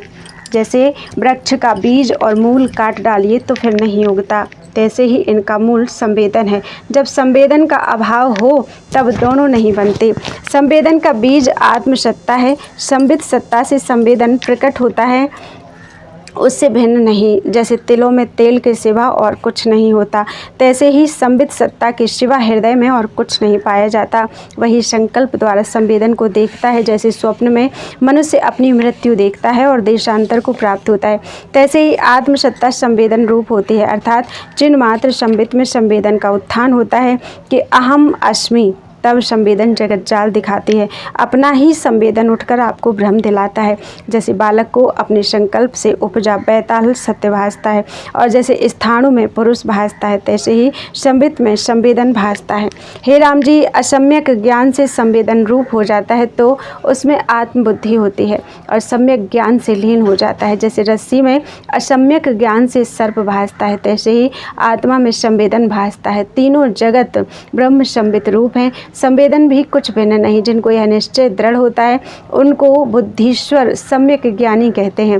प्रत्यक्ष अप्रत्यक्ष जो जगत है उसमें वस्तु बुद्धि त्याग करने से भी संसार के पार होता है और जो अवस्तु रूप जानकर ना त्यागेगा तो जगत बड़े विस्तार को पावेगा। हे राम जी, संवेदन का जो उत्थान होता है सो बड़े दुखों का देने वाला है और संवेदन जो जड़वत अजड़ है वह परम सुख संपदा का कारण है। सो उत्थान से रहित आनंद स्वरूप है। जिसको संवेदन उत्थान से रहित असंवेदन संबित आत्मा की बुद्धि हुई है वह संसार समुद्र से पार होता है। राम जी ने पूछा, हे प्रभु, जड़ता से रहित असंवेदन कैसे होता है और असंवेदन से जड़ता कैसे निवृत्त होती है? वशिष्ठ जी बोले, हे राम जी, जो सब ठौर में आसक्त नहीं होता और कहीं चित्त की वृत्ति नहीं लगती और जिसमें जीवत्व को कुछ ज्ञान ना रहे वह असंवेदन जड़ता से रहित संवेदन स्पंद रूप है। जिससे दृश्य भासता है सो दृश्य की ओर से जड़ है और स्वरूप में चेतन है, वह अजड़ कहाता है। हे राम जी, हृदयाकाश जो चेतन संबित है उससे संवेदन का स्पर्श कुछ ना हो ऐसा संबित अजड़ है। देवता, नाग, दैत्य, राक्षस, हाथी, मनुष्य आदि स्थावर जंगम रूप सब वही धारती है। हे राम जी, अपनी चेष्टा से संबित आपको आप ही बंधाती है। जैसे कुसवारी आप ही को आपको ग्रह में बंधाती है, आप ही आपको ग्रह में बंधाती है, तैसे ही संबित आपको बंधाती है। जब अपनी ओर आती है तब आप ही आपको प्राप्त होती है। हे राम जी, जगत जागृत रूपी समुद्र है, उसमें संबित रूपी जल है जिससे सब स्थान पूर्ण हो गए हैं। अंतरिक्ष, पृथ्वी, आकाश, पर्वत, नदी आदि सब संबित रूपी जल की लहरें हैं। इससे सब जगत संबित मात्र है और उसमें द्वैत कलना का अभाव है। यह सम्यक ज्ञान है। इस संबित का बीज चिन्ह मात्र है, उसमें द्वैत कलना का अभाव है। यह सम्यक ज्ञान है। इस संबित का बीज चिन्ह मात्र है और चिन्ह मात्र सत्ता से संबित उदय हुआ है। जैसे प्रकाश से ज्योति उदय होती है। इस सत्ता के दो रूप हैं, एक रूप नाना प्रकार होकर भासता है और दूसरा एक ही रूप है। घटपट तत्व आदि एक सत्ता के नाना प्रकार विभाग स्थित हैं और विभाग से रहित एक सत्ता स्थित है। वह सत्ता समान अद्वैत रूप परमार्थ है। हे राम जी, विषय को त्याग कर जो चिन्मात्र है वह अलेप एक रूप है, सो ही महासत्ता है। उसको ज्ञानवान परम सत्ता कहते हैं। नाना आकार भी वह सत्ता कभी नहीं धारती। यह संवेदन से हुए हैं, इस कारण अवस्तु रूप है। एक रूप जो परम सत्ता निर्मल अविनाशी है, वह ना कभी नष्ट होता है और ना विस्मरण होता है, क्योंकि अनुभव रूप है। हे राम जी, एक काल सत्ता है और एक आकाश सत्ता है, सो यह सत्ता अवस्तु रूप है। इस विभाग सत्ता को त्याग कर चिन्मात्र सत्ता की परायण हो। काल सत्ता और आकाश सत्ता यद्यपि उत्तम है, परंतु वास्तव में नहीं है। जहाँ नाना विभाग कलना आकार और नाना कारण है, वह पवित्र करता पावन नहीं। इसी से कहा है कि आकाश काल आदि सत्ता वास्तव नहीं और सत्ता समान जो संबित मात्र है वह सबका बीज है, उसी से सबकी प्रवृत्ति होती है। हे राम जी, जो कुछ पदार्थ हैं उनकी कलना सत्ता समान में हुई है। उस अनंत अनादि बीज रूप परम पद का बीज और कोई नहीं। जब उसका भान हो तब यह निर्विकार होकर स्थित हो। जीवन मुक्त उसी को कहते हैं जिसे दृश्य की भावना कुछ ना फुरे। जैसे बालक मूक और अभिमान से रहित होता है, तैसे ही ज्ञान से जीव निर्वासनिक हो, तब जड़ता से मुक्त होता है और सर्व आत्म भाव को प्राप्त होता है। जिस संबित में दृश्य का स्पर्श होता है वह संबित जड़ है, क्योंकि शुद्ध स्वरूप में मलिन का स्पर्श होता है। जो संबित द्वैत फुरने से रहित है वह शुद्ध और अजड़ है और द्वैत भाव को ग्रहण करती है, वह स्वरूप की ओर से जड़ है। हे राम जी, जिसकी स्वरूप की ओर स्थित हुई है और दृश्य भाव का लेप नहीं हुआ है, वह सर्व वासना को त्याग कर निर्विकल्प समाधि में लगता है। जैसे आकाश में नीलता स्वाभाविक बरतती है, तैसे ही योगी आनंद में बरतती है और निसंवेदन संबित में प्रविष्ट होकर वही रूप हो जाता है। जिसके मन की वृत्ति वहाँ स्थिर हो जाती है और बैठते चलते स्पर्श करते सुगंध लेते देखते सुनते और सब इंद्रियों की क्रिया करते भी मन स्थिर रहता है। दृश्य का अभिमान नहीं फुरता, वह अजड़ कहलाता है और संवेदन से रहित सुखी होता है। हे राम जी, ऐसी दृष्टि प्रथम तो कष्ट रूप भासती है, परंतु पीछे सब दुख का नाश करता होती है। इससे इसी दृष्टि का आश्रय करके दुख रूप जो संसार समुद्र है उससे तर जाओ। जैसे बट का बीज सूक्ष्म होता है पर विस्तार को पाकर आकाश को स्पर्श करने लगता है, तैसे ही सूक्ष्म संवेदन से जब संकल्प फैलता है तब वही बड़े जगत के विस्तार को धारता है और जन्म के जाल को प्राप्त होता है। बीज रूप से आप ही अपने जन्मों में डालता है और फिर मोह में गिरता है। जब संबित अपनी ओर होती है तब मोक्ष को प्राप्त होता है और जैसी भावना स्वरूप में दृढ़ होती है वही सिद्ध होती है। जैसे नटुआ अनेक स्वांग को धारता है, तैसे ही संबित अनेक आकारों को धारती है। जब नट भूमिका को त्यागता है तब अपने स्वरूप में प्राप्त होता है। हे राम जी, संबित रूपी नट की जगत रूप धार कर नृत्य करती है। जो दुख रूप संसार समुद्र में ना गिरे, सो सत्ता सब कारणों की कारण है और उसका कारण कोई नहीं, और वही सब सारों का सार है, उसका सार कोई नहीं। उसी चेतन रूपी बड़े दर्पण में समस्त जगत प्रतिबिंबित होता है। जैसे ताल में किनारे के वृक्ष प्रतिबिंबित होते हैं, तैसे ही सब वस्तु चिद दर्पण में प्रतिबिंबित होती है। हे राम जी, जो कुछ पदार्थ हैं वे सब आत्मसत्ता से सिद्ध होते हैं और उसी अनुभव में सबका अनुभव होता है। जैसे सठ रसों का स्वाद जिह्वा से सिद्ध होता है, तैसे ही सब पदार्थ चिदाकाश के आश्रय सिद्ध होते हैं। जगत गण उसी से उपजते हैं, उसी में बरतते हैं और बढ़ते हैं, उसी में स्थित दिखते हैं और उसी में लय होते हैं। सबका अधिष्ठान वही सत्ता है और गुरु का गुरु, लघु की लघुता, स्थूल की स्थूलता, सूक्ष्म की सूक्ष्मता, द्रव्यों का द्रव्य, कष्टों में कष्ट, बड़े में बड़ाई, तेज का तेज, तम का तम, वस्तु की वस्तु, दृष्टा का दृष्टा, किंचन में किंचन, निष्किंचन में निष्किंचन, तत्वों का तत्व, असत्य का सत्य, सत्य का सत्य, आश्रय में आश्रय और अनाश्रय में अनाश्रय वही है। हे राम जी, ऐसी जो परम पावन सत्ता है उसमें प्रयत्न करके स्थित हो, फिर जैसे इच्छा हो तैसे करो। वह आत्म तत्व निर्मल, अजर, अमर, शांत रूप और चित्त के क्षोभ से रहित है, उसमें भाव से मुक्ति के निमित्त स्थित हो। इति श्री योग वासिष्ठे उपसंप्रकरणे स्मृति बीज विचारो नाम सप्तशीतितमः सर्गः। बोलो वृंदावन बिहारी लाल की जय। राम जी ने पूछा, हे महानंद के देने वाले, यह जो बीजों का बीज आपने कहा है सो किस प्रकार प्राप्त हो, जिस प्रकार उस पद की शीघ्र प्राप्ति हो वह उपाय कहिए। वशिष्ठ जी बोले, हे राम जी, इन सब के बीज का जो उत्तर दिया है उस उपाय से परम पद की प्राप्ति होती है। अब और भी जो तुमने पूछा है वह सुनो। सत्ता समान में स्थित होने के निमित्त यह यत्न कर्तव्य है, जो कुछ संसार की वासना है बल करके उसको त्याग करिए और शुद्ध आत्मा में तीव्र अभ्यास करिए, तब शीघ्र ही अविघ्न आत्मस्वरूप की प्राप्ति होगी। हे तत्ववेत्ता, उस पद में एक क्षण भी स्थित होगे तो अक्षय भाव को प्राप्त होगे। हे राम जी, सत्ता समान संबित मात्र तत्व है, उसमें स्थित होके जो इच्छा हो सो करो, तब उसके सिवा और कुछ सिद्ध ना होगा, सब वही भासेगा। ऐसा जो अनुभव तत्व है वह तुम्हारा स्वरूप है, उसके ध्यान में स्थित हुए तुमको कुछ खेद नहीं होगा। संवेदन के साथ ऐसा ध्यान नहीं होता और वह ऊंचा पद है, पुरुष प्रयत्न से उस पद को प्राप्त हो। हे राम जी, केवल संवेदन के साथ ध्यान नहीं होता, क्योंकि सर्वत्र संभव संबित तत्व है। संबित सर्वदा सर्वकाल सहायक होती है और सबसे मिली हुई है। जो कुछ चितवे सो इच्छित हो, जो कुछ करे सो सब संबित से सिद्ध होता है। हे राम जी, आत्म तत्व प्रत्यक्ष है पर उसका भान नहीं होता, और जो कुछ भासता है वही अविद्या आवरण है, सो इसका दुख होता है। स्वरूप के प्रसाद से जो दृश्य की वासना करता है उसकी दृढ़ता से अंतःकरण दुख पाता है। जब यत्न करके वासना का त्याग करिए तब मन और शरीर के दुख सब नाश हो जाएंगे। पूर्व जो मोह दृढ़ हो रहा है, जैसे मेरु को मूल से उखाड़ना कठिन है, तैसे ही वासना का त्याग कठिन है। वह वासना मन से होती है। जब तक मन क्षय नहीं होता तब तक वासना भी क्षय नहीं होती। तत्व ज्ञान बिना मन का नाश नहीं होता। वासना और मन का आवरण एक साथ दूर होता है, यह परस्पर कारण रूप है। इससे हे राम जी, तुम पुरुष प्रयत्न करके मन के संकल्प विकल्प को निवृत्त करो और अभ्यास और विचार करके विवेक का उपाय करो और भोगों की वासना दूर से त्यागो, इसी से तुम शांतिमान होगे।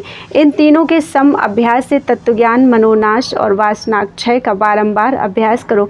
जब तक इनको ना साधोगे तब तक अनेक उपायों से भी शांति को प्राप्त नहीं होगे। हे राम जी, वासना क्षय हो और मनोनाश और तत्वज्ञान से वासना क्षय ना करे तो कार्य सिद्ध नहीं होता, और जो मनोनाश करे और तत्वज्ञान से वासना क्षय ना करे तब भी कल्याण नहीं होगा, और तत्वज्ञान का विचार करे और वासना क्षय ना हो तो भी कुशल ना होगी।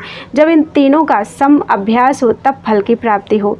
हे राम जी, एक के सेवन से सिद्धता नहीं प्राप्त होती। जैसे मंत्र को कोई प्रतिबंध लय ना करे तो मंत्र फलदायक नहीं होता, और एक एक चरण पढ़े तो भी फलदायक नहीं होता। जब तक सब मंत्र संध्यादिक एक ठौर नहीं होते तब तक मंत्र नहीं फुरते। तैसे ही अकेले से कार्य सिद्ध नहीं होता, जब चिरकाल इनको इकट्ठा सेवे तब कार्य हो। जैसे सेना संयुक्त बड़ा शत्रु हो और उसके मारने को एक शूरमा जावे तो शत्रु को मार नहीं सकता, और यदि इकट्ठे सेना पर जा पड़े तब उसको जीत लेवे। तैसे ही संसार रूपी शत्रु के नाश के लिए जब तत्वज्ञान, मनोनाश और वासनाक्षय का इकट्ठा अभ्यास हो तब संसार रूपी शत्रु का नाश हो। हे राम जी, जब तीनों का अभ्यास करोगे तब हृदय की अहम मम ग्रंथि टूट पड़ेगी। अनेक जन्मों की संसार सत्यता जो हृदय में स्थित हो रही है सो अभ्यास योग से टूट पड़ेगी। इससे चलते बैठते, खाते पीते, सुनते सूंघते, स्पर्श करते और जागते, इन तीनों का अभ्यास करो। हे राम जी, वासना के त्याग से प्राण स्पंद रोका जाता है। जब प्राणों का स्पंद रोका तब चित्त अचित्त हो जाता है। एक प्राणों के रोकने से ही वासना क्षय हो जाती है, तब भी चित्त अचित्त हो जाता है। आत्म योग से अथवा वासना के त्याग से आत्म तत्व प्रकाशेगा। इनमें जो तुम्हारी इच्छा हो वही करो, चाहे प्राणों को योग से रोको, चाहे वासना का त्याग करो। प्राणायाम तब होता है जब गुरु की दी हुई युक्ति स्थित होती है और आसन और आहार के संयम से प्राणों का स्पंद रोका जाता है। जब सम्यक ज्ञान से जगत को अवास्तव जानता है तैसी वासना नहीं प्रवर्तिती। जो जगत के आदि और अंत में स्थित है उसमें मन जब स्थित होता है तब वासना नहीं उपजती। हे राम जी, जब व्यवहार में निस्संग और संसार की भावना से विवर्जित होता है और शरीर में असद्बुद्धि होती है तब भी वासना नहीं प्रवर्तिती, और जब विचार करके वासना क्षय हो तब चित्त भी नष्ट हो जाएगा। जैसे वायु के ठहरने से धूल नहीं उड़ती, तैसे ही वासना के क्षय हुए चित्त नहीं उपजता। जो प्राण स्पंद है वही चित्त स्पंद है। जब वासना फुरती है तब जगत भ्रम उपजता है। जैसे पवन से धूल उपजती है तैसे ही चित्त से वासना उपजती है।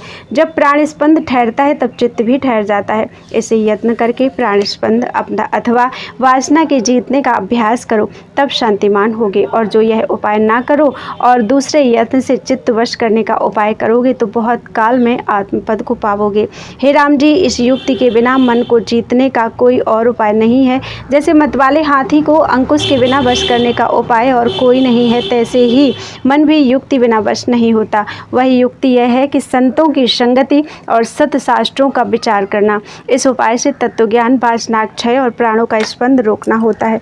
चित्त वश करने की यह परम युक्ति है। इससे चित्त शीघ्र ही जीता जाता है। जो इन उपायों को त्याग कर हठ से मन बस किया चाहते हैं वे क्या करते हैं? जैसे तम के नाश करने को दीपक जलावे तो नाश हो जाता है और शास्त्रों से तम को काटे तो तम नाश नहीं होवेगा, तैसे ही और उपायों से चित्त वश ना होगा। इस बिना जो और उपाय करते हैं वे मूर्ख हैं। जैसे मतवाला हाथी कमल की तांत से बांधा नहीं जाता और जो कोई इससे बांधने लगे तो महामूर्ख है, तैसे ही मन के जीतने को और प्रकार जो हट करते हैं सो महामूढ़ हैं और उपाय करके क्लेश प्राप्त होगा, आत्म सुख प्राप्त ना होगा। जैसे दुर्भागी जीवों को कहीं सुख नहीं होता है। हे राम जी, जिसने तीर्थ, दान, तप और देवताओं की पूजा यह चारों साधन किए हैं और मन जीतने का उपाय नहीं किया, वह मृग की नाई भ्रमता फिरता है और पहाड़ों की कंदरा में फल और पत्र खाता फिरता है, क्योंकि उसने मन का नाश नहीं किया। इससे आत्मपद को नहीं पाया। वह पशुओं के समान है, जैसे और पशु होते हैं तैसे ही वह भी है। हे राम जी, जिस पुरुष ने मन को वश नहीं किया उसको शांति नहीं होती। जैसे कोमल अंग वाला मृग ग्राम में जाने से शांति पाता है और जैसे जल में पड़ा तृण नदी के वेग से भटक कर कष्टवान होता है, तैसे ही वह पुरुष कर्म करता है और मन को स्थित किए बिना कष्ट पाता है। कभी दुख से जलता है और कभी कभी कर्मों के वश से स्वर्ग को प्राप्त होता है, पर वह भी नष्ट हो जाते हैं। जैसे जल में तरंग उछलते हैं, कभी अधा को जाते हैं और कभी ऊर्ध्व को जाते हैं, तैसे ही कर्मों के वश से जीव स्वर्ग नरक में भ्रमते हैं। इससे ऐसी दृष्टि का त्याग करके शुद्ध संबित मात्र का आश्रय करे और वीतराग होकर स्थित हो। हे राम जी, जगत में ज्ञानवान सुखी है और जीता भी वही है और सब दुखी और मृतक समान है और बलि भी ज्ञानवान ही है, जो मोह रूपी शत्रु को मारकर संसार समुद्र के पार होता है और सब निर्बल हैं। इससे तुम ज्ञानवान हो, संवेदन रहित जो संबित मात्र तत्व है उसमें स्थित हो। वह एक है और सबके आदि, सबके उत्तम, कलना से रहित और सब में स्थित है। तो करता हुए भी अकर्ता होगे और पर ब्रह्म उदय होगा। इति श्री योग वासिष्ठे उपसम प्रकरणे 88तमः सर्गः। बोलो वृंदावन बिहारी लाल की जय। वशिष्ठ जी बोले, हे राम जी, जिस पुरुष ने आत्म विचार कर अपना चित्त अल्प भी निग्रह किया है वह संपूर्ण फल को प्राप्त होगा और उसी का जन्म सफल होगा। हे राम जी, जिस चित्त में विचार रूपी कण का उदय हुआ है वह अभ्यास से बड़े विस्तार को पावेगा। हृदय में जो वैराग पूर्वक विचार उपजता है तो वह बढ़ता जाता है और अविद्या रूपी अवगुणों को काट डालेगा और सब शुभ गुण आन उसमें आलय करेंगे। जैसे जल से पूर्ण हुए ताल का सब पक्षी आन आश्रय करते हैं। हे राम जी, जिसको सम्यक ज्ञान प्राप्त होता है और निर्मल बोध से यथा दर्शन होता है उसको इंद्रियां चला नहीं सकती। जब तक स्वरूप का प्रमाद होता है तब तक आदि व्याधि दुख होते हैं और जब स्वरूप में स्थिति होती है तब शरीर और मन के दुख वश नहीं कर सकते। जैसे बिजली को कोई ग्रहण नहीं कर सकता, तैसे पुष्टिकर मेघों को कोई पकड़ नहीं सकता। जैसे आकाश के चंद्रमा को मुट्ठी में कोई नहीं पकड़ सकता और मूढ़ स्त्री चंद्रमा को मोह नहीं सकती, तैसे ही ज्ञानवान को कोई दुख वश नहीं कर सकता। हे राम जी, जो हाथी मद से मत्त है और जिसके मस्तक से मद झरता है और भंवरे उसके आगे शब्द करते हैं, उसको मच्छरों के प्रहार और स्त्री के श्वास नहीं छेद सकते। तैसे ही ज्ञानवान को विषयों के राग द्वेष नहीं चला सकते। जिस हाथी के मस्तक से मोती निकलता है, ऐसे बलवान हस्ती को नखों से विदारने वाले सिंह को हरिण नहीं मार सकता। तैसे ही ज्ञानवान को दुख नहीं चला सकता। जिसके फूत्कार से बन के वृक्ष जल जाते हैं, ऐसे सर्प को दरदुर नहीं ग्रास कर सकते। तैसे ही ज्ञानवान को राग द्वेष नहीं चला सकते। जैसे राज सिंहासन पर बैठे राजा को तस्कर दुख नहीं दे सकते, तैसे ही जो ज्ञानी स्वरूप में स्थित है उसको इंद्रियों के विषय दुख नहीं दे सकते। जो विचार से रहित देहाभिमानी है और आत्म तत्व को नहीं प्राप्त हुए, उनको विषय उड़ा ले जाते हैं। जैसे सूखे पत्र को पवन उड़ा ले जाता है और ज्ञानवान को नहीं चला सकते। जैसे पर्वत मंद पवन से चलायमान नहीं होता, तैसे ही ज्ञानवान सुख दुख में चलायमान नहीं होता। और जो विचार से रहित है वह जगत को सत मानता है। सांसारिक पदार्थों में रत मनुष्य गुरु और शास्त्रों के मार्ग से विमुख है और मूढ़ होकर खाने पीने में सावधान है, वह विचार से शून्य व मृतक समान है। उसको यह विचार कर्तव्य है कि मैं कौन हूँ, यह जगत क्या है, कैसे उत्पन्न हुआ है और कैसे निवृत्त होगा। इस प्रकार विचार कर संतों के संग और अध्यात्म शास्त्र के विचार से जो पुरुष दृश्य भाव को त्याग कर आत्म तत्व में स्थित होता है, वह परम पद पाता है। जैसे दीपक के प्रकाश से पदार्थ पाया जाता है, तैसे ही विचार से आत्म तत्व पाया जाता है। हे राम जी, जिसको शास्त्र विचार से आत्म तत्व का बोध होता है वह ज्ञानी कहलाता है और वह ज्ञान ज्ञेय के साथ अभिन्न रूप है। अध्यात्म विद्या के विचार करके आत्मज्ञान प्राप्त होता है। जैसे दूध से मथ कर मक्खन निकाला जाता है, तैसे ही विचार से आत्मज्ञान प्राप्त होता है। ज्ञेय जो भीतर है सोई परब्रह्म स्वरूप है और सत्य है, पर असत्य की नाई होकर स्थित है। ज्ञानवान उसको पाकर तृप्त होता है और जीवन मुक्त होकर अपने आप में प्रकाशता है। जैसे चक्रवर्ती राज्य से आनंद और तृप्ति होती है, तैसे ही ज्ञानवान ब्रह्मानंद में इंद्रियों की इच्छा से रहित शोभता है और शब्द स्पर्श रूप रस और गंध पांचों इंद्रियों के विषयों में आसक्त नहीं होता। सुंदर राग तंत्री के शब्द, स्त्रियों के गाने और कोकिला पक्षी और गंधर्व गंधर्वी आदि के जो गायन हैं, उनमें वह आसक्त नहीं होता। अगर चंदन मंदार कल्प वृक्ष के सुंदर फूलों की सुगंध, अप्सरा और नाग कन्याओं की नाई सुंदर स्त्रियों का स्पर्श करने और हीरे मणि और भूषण और नाना प्रकार के वस्त्रों में वह बंधवान नहीं होता। जैसे चंद्रमा सुंदर और शीतल है, परंतु सूर्यमुखी कमलों को विकास नहीं कर सकता, तैसे ही सुंदर स्पर्श ज्ञानी के चित्त को हर्षवान नहीं करता। जैसे मरुस्थल में हंस प्रसन्न नहीं होता, तैसे ज्ञानवान स्पर्श से प्रसन्न नहीं होता और रसादिक में भी बंधवान नहीं होता। दूध दही घृतादिक रस भक्ष्य भोज्य लेह्य और चोष्य, यह चारों प्रकार के भोजन और कटु तीक्ष्ण मीठा खारा आदि जितने रस हैं, इनकी इच्छा ज्ञानवान नहीं करते और किसी में बंधवान नहीं होते। वे आत्मबोध से नित्य तृप्त हैं और किसी भोग की इच्छा नहीं करते। जैसे ब्राह्मण मुर्गी के मांस के खाने की इच्छा नहीं करते, तैसे ही ज्ञानवान उर्वशी रंभा मेनका आदि अप्सराओं की इच्छा नहीं करते और चंदन अगर कस्तूरी मंदार आदि वृक्षों के फूलों की सुगंध की इच्छा नहीं करते। जैसे मछली मरुस्थल की इच्छा नहीं करती, तैसे ही ज्ञानवान सुगंध की इच्छा नहीं करते और रूप की इच्छा भी नहीं करते। सुंदर स्त्रियां, बाग, तालाब, नदियां इत्यादि जो रूपवान पदार्थ हैं, तिनकी इच्छा ज्ञानवान नहीं करते।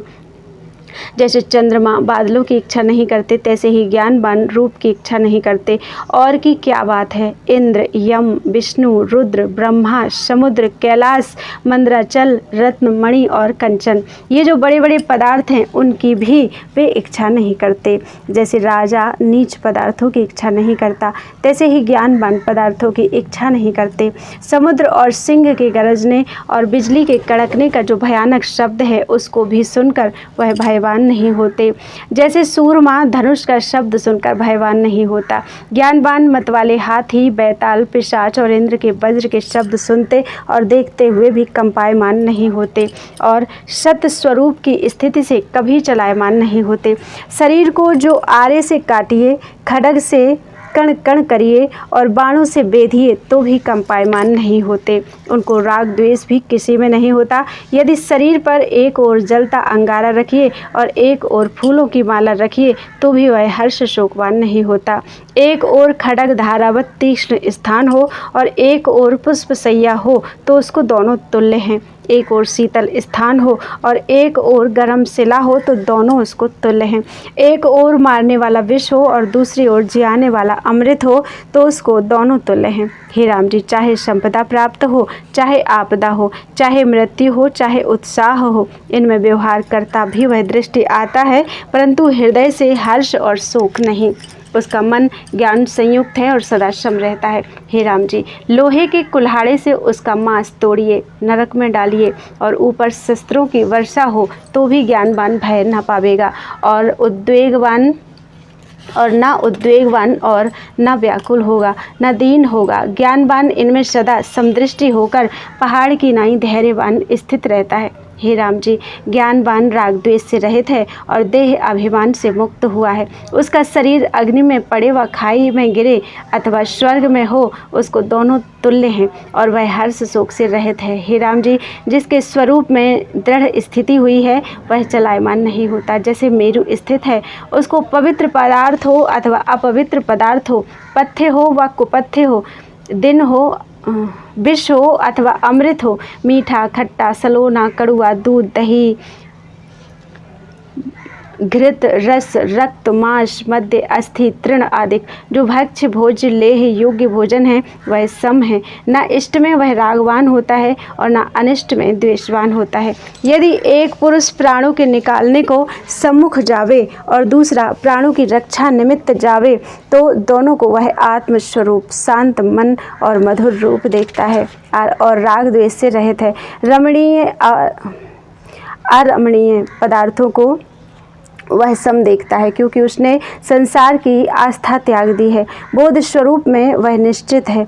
चित्त निराग पद को प्राप्त हुआ है और सब जगत उसको आत्मस्वरूप भासता है और शब्द स्पर्श रूप रस गंध पंच विषयों के भोग अपना अवसर नहीं पाते। जैसे दर्पण देखने से प्रतिबिंब भासता है, दर्पण की सूरत रहती है, तैसे ही वह विषयों में आत्मा देखता है, विषयों की सूरत नहीं रहती। अज्ञानी को इंद्रियां ग्रास लेती हैं, जैसे तृणों को मृग ग्रास लेता है। जिसने आत्मपद में विश्रांति पाई है उसको इंद्रियां ग्रास नहीं सकती। हे राम जी, अज्ञान रूपी समुद्र में जो पड़ा है और वासना रूपी लहरों से मिलकर उछलता और गिरता है, उसको आशा रूपी तेंदुआ ग्रास कर लेता है और हाय हाय करता है, शांति नहीं पाता। जो विचार करके आत्मपद को प्राप्त हुआ है वह विश्रांति को पाकर चलायमान नहीं होता। जैसे सुमेरु पर्वत जल के समूह से चलायमान नहीं होता, तैसे ही वह संकल्प विकल्प में चलायमान नहीं होता। जिसकी आत्मपद में विश्रांति हुई है वह उत्कृष्टता को प्राप्त हुआ है। हे राम जी, उसको यह जगत ज्ञान मात्र भासता है और वह उसे संबित मात्र जानकर विचार करता है, न किसी का ग्रहण है और न त्याग करता है।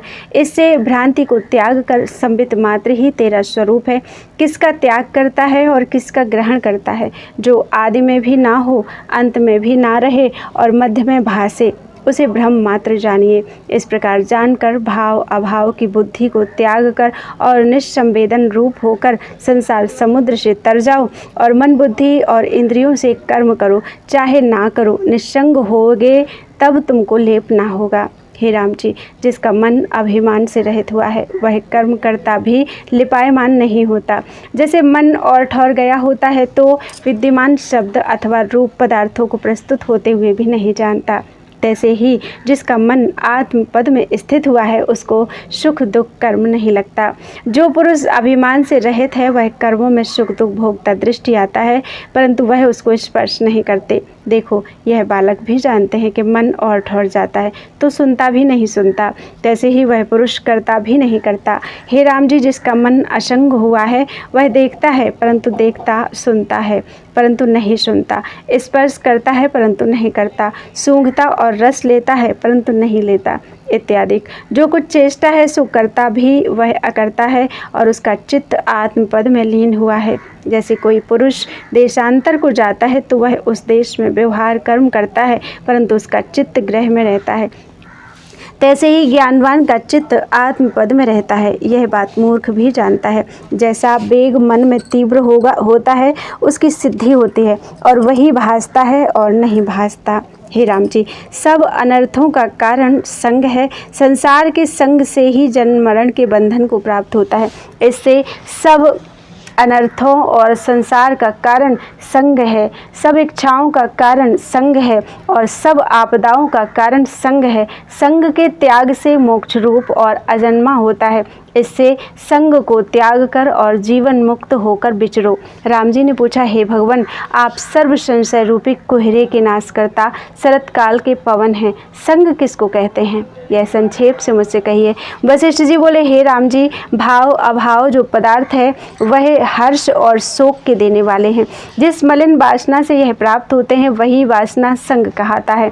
हे राम जी, देह में जो अहम बुद्धि होती है और संसार की जो सत्य प्रतीति है तो उस संसार के इष्ट अनिष्ट को राग द्वेष सहित ग्रहण करता है। ऐसी मलिन वासना संग कहती है और जीवन मुक्त की वासना हर्ष शोक से रहित शुद्ध होती है, सो निसंग कहता है। उसकी वासनाएं जन्म मरण का कारण नहीं होती। हे राम जी, जिस पुरुष को देह में अभिमान नहीं होता और जिसकी स्वरूप में स्थिति है वह शरीर के इष्ट अनिष्ट में राग द्वेष नहीं करता, क्योंकि उसका शुद्ध वासना है और जो करता है सो बंधन का कारण नहीं होता। जैसे भुना बीज नहीं उगता तैसे ही ज्ञानवान की वासना जन्म मरण का कारण नहीं होती। और जिसकी वृत्ति जगत के पदार्थों में स्थित है और राग द्वेष से ग्रहण त्याग करता है, ऐसी ही मलिन वासना जन्मों का कारण है। इस वासना को त्याग कर जब तुम स्थित होगे तब तुम करते हुए भी निर्लेप रहोगे और हर्ष शोक आदि विकारों से जब तुम रहित होगे तब बीत राग और भय और क्रोध से असंग होगे। हे राम जी, जिसका मन असंग हुआ है वह जीवन मुक्त हुआ है। इससे तुम भी बीत राग होकर आत्म तत्व में स्थित हो। जीवन मुक्त पुरुष इंद्रियों के ग्राम को निग्रह करके स्थित होता है और मान मद वैर को त्याग कर संताप से रहित स्थित होता है। वह सब आत्मा जान कर कर्म करता है परंतु व्यवहार बुद्धि से रहित असंग होकर कर्म करता है। वह करता भी अकर्ता है। उसको आपदा अथवा संपदा प्राप्त हो अपने स्वभाव को नहीं त्यागता। जैसे क्षीर समुद्र ने मंदराचल पर्वत को पाकर शुक्लता को नहीं त्यागा, तैसे ही जीवन मुक्त अपने स्वभाव को नहीं त्यागते। हे राम जी, आपदा प्राप्त हो अथवा चक्रवर्ती राज्य मिले, सर्प का शरीर प्राप्त हो अथवा इंद्र का शरीर प्राप्त हो, इन सब में वह सम और आत्मभाव से स्थित है और हर्ष शोक को नहीं प्राप्त होता है। वह सब आरंभों को त्याग कर नानात्व भाव से रहित स्थित होता है। विचार करके जिसने आत्मतत्व को पाया है वह जैसे स्थित हो तैसे ही तुम भी स्थित होगे और आत्मपद को पाकर फिर जन्म मरण के बंधन में न आओगे। इति श्री योग वासिष्ठे उपसम प्रकरणे आर्षे देवदूतोक्त महारामायण मोक्षोपायन्नाम एकोननवतितमः